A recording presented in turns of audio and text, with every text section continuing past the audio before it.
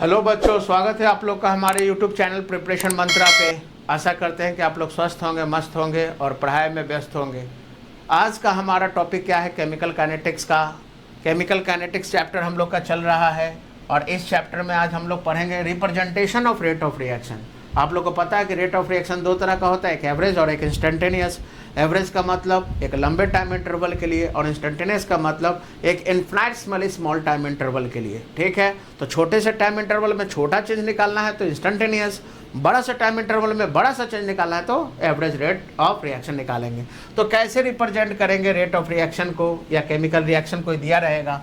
जैसे मान लो है ना, केस पहला केस, अगर A है और A से आप लोग का B बन रहा है तो ऐसे केस में एवरेज रेट कैसे दिखाओगे? तो A रिएक्टेंट है तो रिएक्टेंट का कैसे दिखाएंगे? माइनस क्या लिखेंगे? Del A by del T, है ना। और ये किसके बराबर, यानी रेट ऑफ दोनों का अगर नंबर ऑफ मोल सेम होगा तो ये जिस रेट से टूटेगा वो उसी रेट से बनेगा, यानी rate of decomposition rate of formation के बराबर होगा। कब? अगर दोनों का नंबर ऑफ मोल सेम है। तो यहाँ पे क्या होगा? दोनों एक एक मोल है, एक मोल टूट के एक मोल बन रहा है तो इसका टूटने का दर इसके बनने का दर के बराबर होगा, यानी rate of decomposition of A ये बराबर होगा rate of formation of B के, यानी दोनों का रेट सेम होगा। ये तो डेल लगा दिए तो एवरेज। इंस्टेंटेनियस कैसे लिखेंगे? तो इंस्टेंटेनियस हम लोग ऐसे लिखेंगे कि dA बाई dt, है ना, ये किसके बराबर होगा? प्लस dB बाई dt के। ठीक है, तो ये change in concentration by time, यानी कहने का मतलब कि अगर नंबर ऑफ मोल सेम है तो दोनों का रेट भी सेम होगा। लेकिन अगर मान लो कि इस तरह का है, A से अगर बन गया 2B तो इसका मतलब क्या हुआ? A 1 मोल है और B 2 मोल है, मतलब क्या हुआ कि इसका मोल B का मोल A का दुगना है, B का मोल A के मोल का दुगना है। क्योंकि ये 1 मोल है, ये 2 मोल है तो B A का दुगना है, या ये कह सकते हो कि A जो है वो B का आधा है, क्योंकि A 1 मोल है, B 2 मोल है तो A B का आधा है, ऐसा भी हम लोग बोल सकते हैं। तो इसको कैसे रिप्रेजेंट करोगे? तो मान लो कि अगर हम इंस्टेंटेनियस में ही रिप्रेजेंट करें, है ना, ये तो इंस्टेंटेनियस में रिप्रेजेंट करें, कोई एक तरीका से रिप्रेजेंट करें तो क्या हो जाएगा?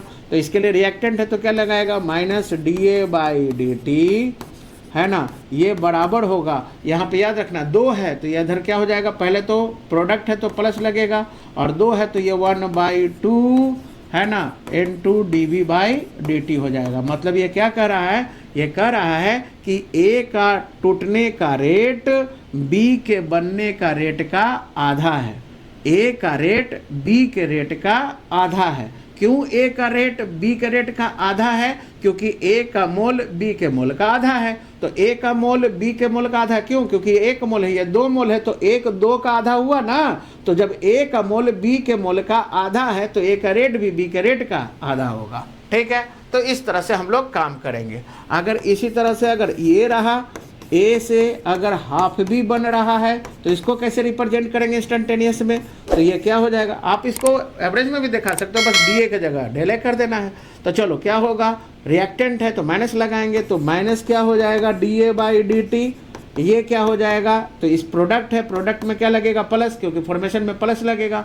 और 1/2 है ना, 2 था तो 1/2 कर दिए, और मतलब इसका अगर 2 है तो यहाँ 1/2 कर दिया, 1/2 है तो यहाँ क्या हो जाएगा?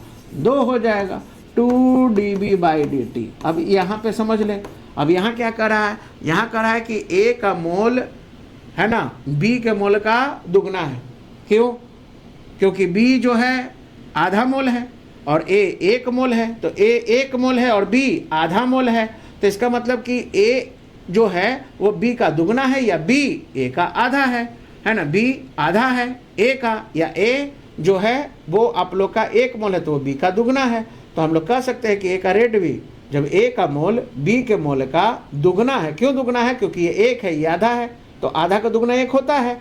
तो जब A का मोल B के मोल का दुगना है तो A का रेट भी B का रेट का दुगना होगा। ठीक है, तो आप लोग इस तरह से आसानी से निकाल सकते हो। ठीक है, अब जैसे मान लो कि अगर हम इसी तरह से दें, है ना, कोई रिएक्शन अगर मान लो कि हम लोग इसी तरह से अगर देते जाए, है ना, जैसे कि अगर हम कहें कि 2A plus 1/3B plus C, ये मिल के बन रहा है 4/3D, है ना, प्लस 5/3E, है ना, E प्लस आप लोग का 2F। तो इसको कैसे रिप्रेजेंट करोगे, इस रिएक्शन को कैसे रिप्रेजेंट करोगे प्यारे बच्चों? तो आसानी से रिप्रेजेंट करोगे। चलो पहले रिएक्टेंट की बात करें, 2A, तो क्या लिखोगे? तो बस करना क्या है कि जो ऊपर है उसको नीचे कर देना, जो नीचे ऊपर कर देना है, और रिएक्टेंट में माइनस लगाना है। तो बोलो क्या होगा, इंस्टेंटेनियस में दिखा रहा है तो -1/2, 2 है तो 1/2 हो जाएगा। dA/dt ये किसके बराबर होगा? तो ये भी रिएक्टेंट है तो माइनस लगेगा। 1/3 है तो क्या कर देंगे, 3 है ना, नीचे वाले को ऊपर कर देना है और ऊपर वाले को नीचे कर देना है। तो -3 क्या हो जाएगा, dB/dt है ना, ये बराबर, ये भी रिएक्टेंट है, माइनस लगेगा, कुछ नहीं है तो क्या हो जाएगा, dC/dt। अब इसी तरह से करते आओ बराबर। प्रोडक्ट है 4/3 है तो प्रोडक्ट में क्या लगाएंगे, प्लस, रिएक्टेंट में माइनस लगाएंगे क्योंकि डिकम्पोजिशन है, प्रोडक्ट में प्लस लगाएंगे तो प्लस लगेगा। और यहाँ 4/3 है तो क्या हो जाएगा, 3/4 dD/dt है ना। ये 5/3 है तो प्लस 3/5 dE/dt। और ये 2F है तो ये हो जाएगा आप लोग का प्लस 1/2 dF/dt। ठीक है, तो आसानी से हम लोग इस तरह से रिप्रेजेंट कर सकते हैं। और किसी का भी सवाल रहेगा तो आप लोग आसानी से क्या कर सकते हो प्यारे बच्चों, बना सकते हो। ठीक है, आप लोग आसानी से बना सकते हो, है ना। तो प्रोडक्ट में प्लस यूज़ करना है और रिएक्टेंट में माइनस यूज़ करना है। ठीक है, तो आसानी से हम लोग बना सकते हैं।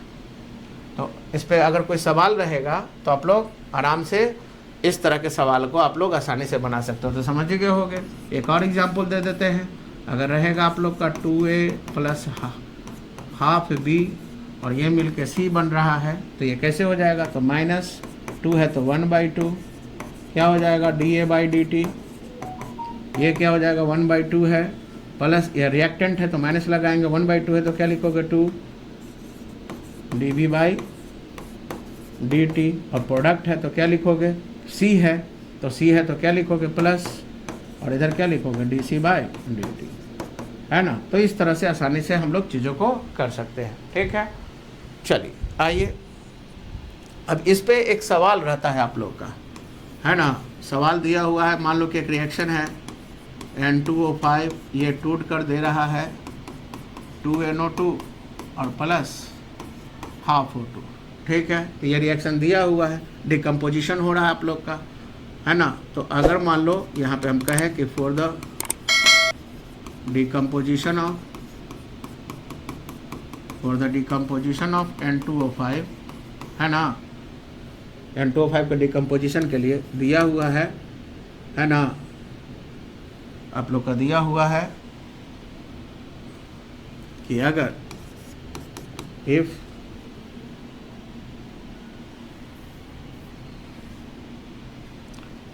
दिया हुआ है प्लस dNO2/dt का वैल्यू दिया हुआ है, ये मान लो दिया हुआ है 4 × 10⁻⁻², है ना, मोलरिटी पर सेकेंड। तो आप लोग को क्या निकालना है, आप लोग को निकालना है देन dN2O5/dt का वैल्यू कितना हो जाएगा A में, और B में dO2/dt का वैल्यू क्या होगा। ठीक है प्यारे बच्चों, तो आसानी से आप लोग निकाल सकते हो। कैसे निकालोगे, तो इसको सॉल्व कर लेते हैं। कैसे सॉल्व करोगे, इसका आंसर क्या हो जाएगा आप लोग का। तो सबसे पहले हम लोग इसका निकाल लेते हैं, है ना, मतलब कि इसको रिप्रेजेंट कर लेते हैं इस रिएक्शन को। तो क्या हो जाएगा, N2O5 है तो ये क्या हो जाएगा, -dN2O5/dt। ये किसके बराबर होगा, 2 है तो प्लस, प्रोडक्ट में प्लस लगेगा, 2 है तो 1/2 है ना, dNO2/dt है ना। और ये क्या हो जाएगा, ये बराबर, तो O2 है 1/2 है तो क्या हो जाएगा, प्लस 2 dO2/dt।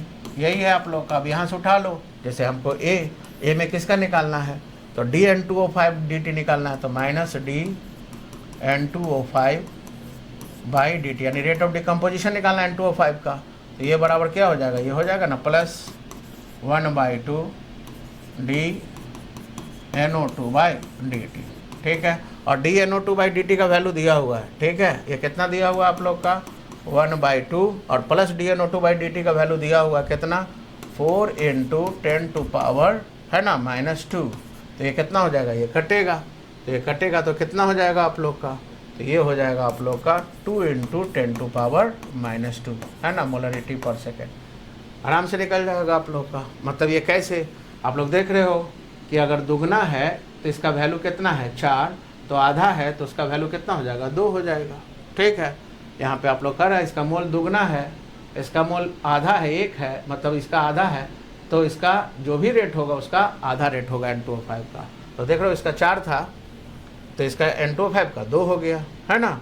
इसी तरह से B निकाल लेंगे, DO2/dt का निकाल लेंगे, यानी क्या हो जाएगा, यानी हो जाएगा आप लोग का, है ना। इसको अगर ये दोनों रिलेशन को उठाएं तो क्या हो जाएगा, हमको क्या निकालना, किसका निकालना है,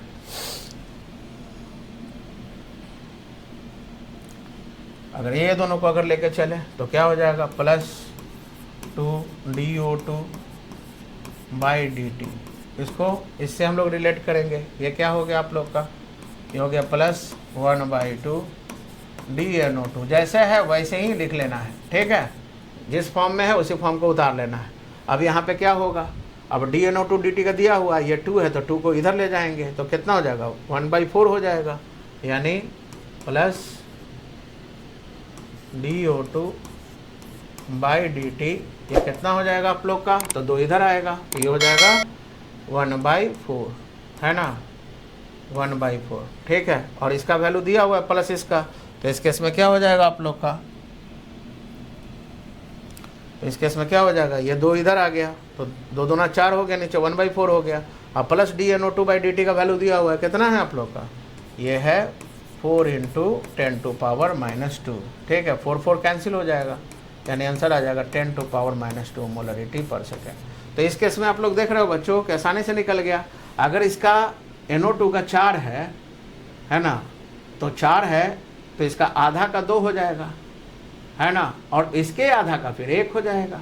तो ये देख रहे हो ना, N2O5 इसका आधा है और O2 इसका 1/4 है ना। 2 का 1/4 ही ना आधा होता है, 2 का आधा 1 और 1 का आधा 1/2, तो 2 का 1/4 है तो इसलिए इसका वैल्यू इसका 1/4 आया, और इसका ये इसका आधा है तो इसका वैल्यू इसका आधा आया, यानी 4 का आधा 2 आया, ठीक है। तो देख रहे हो आसानी से ऐसे भी निकाल सकते हो आप लोग, है ना, डायरेक्ट आप लोग यहाँ से भी आंसर, अगर ये आ गया इसका 8 है तो ये कितना होगा, ये अगर NO2 का अगर दिया हुआ रेट की रेट ऑफ फॉर्मेशन 8 है तो ये कितना हो जाएगा, तो ये इसका आधा है तो ये 4 हो जाएगा, ये कितना हो जाएगा, तो 4 का आधा यानी कितना हो जाएगा 2 हो जाएगा, ठीक है। तो आसानी से आप ऐसे भी निकाल सकते हो और नहीं तो फिर बनाकर भी आप लोग देख सकते हो।